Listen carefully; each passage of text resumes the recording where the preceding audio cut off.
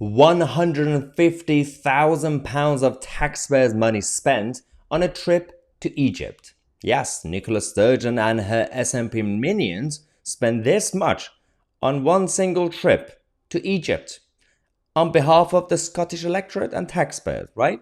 Well, British taxpayers. Why? What is going on with this story? This just came out and the Sun reported it. It's completely chaotic and it should be constitutionally illegal because you can't use the devolved administration to go on foreign trips and pretend to be a national government. So £45,000 on a resort, £1,000 on phones and phone bills, £3,000 on Burger King and ice creams and crisps and everything else.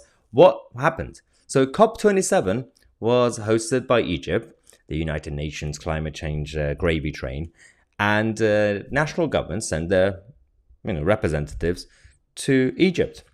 And the British government also send their people, right? The UK government, because it's the national government. We didn't have local councillors randomly deciding from Lincolnshire or Peterborough or whatever, going all the way to Egypt. Why would a devolved administration decide, which is basically like a big local council for Scotland, decided to use taxpayer money instead of sorting out domestic policies in Scotland to go to Egypt, take everybody with them, and use taxpayers' money to have ice cream and Burger King. The climate summit bill included almost £45,000 for 25 rooms at a 5-star resort, 5-star hotel. What? As well as claims for pizza, sushi, ice cream, Pringles, and phones. Did you really have to go to a 5-star resort? I mean, are you kidding me with this?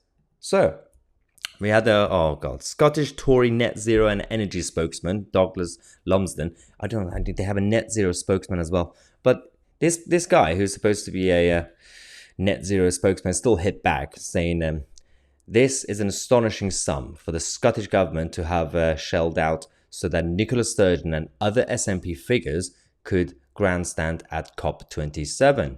People will be appalled that at the height of a cost of living crisis, and savage SNP cuts to public services, no expense was spared, sending the former First Minister and her entourage to Sharm el-Sheikh. It speaks volumes about the nationalists' priorities that she chose to focus on promoting herself on the global stage rather than deal with the real issues facing ordinary Scots. Now, I'm not fully surprised in terms of the behavior because the SNP are the same people who decided to create fake embassies around the world, again on taxpayers. They call them international offices. And they also have one in London. They have an SNP embassy in London and one of the biggest ones in Brussels. Oh yeah, I wonder why one of the biggest ones is in Brussels. It's close to something, some sort of building, some organizations. Can't really think of any. Okay. Return flights for Nicola Sturgeon to attend this eco event. Flights, by the way, flights to attend an eco event. Yeah, get this. For 5 days, came to just over £1,553. The largest amount spent was £75,705 for officials to rent office space and a pavilion. Taxpayers also footed delegates and their £3,000 food bill. It included a Boots meal deal, a Burger King Whopper, and watermelon fingers from Marks and Spencer's. And nearly £1,000 was spent on 17 mobile phones and SIM cards. What are they now, international drug dealers that they need 2 phones? I mean, no one cares about your security. No one knows who you are when you go to Egypt. No one's going to kidnap you. No one cares. Anyway, this is what we're dealing with now. It's completely chaotic. Now, we're going to continue to expose these scandals, whether it's on a national level, devolved administration level, or local level. So let me know. Send me your stories. The email is in the description. I'm Mahyar Tousi, and we are the media.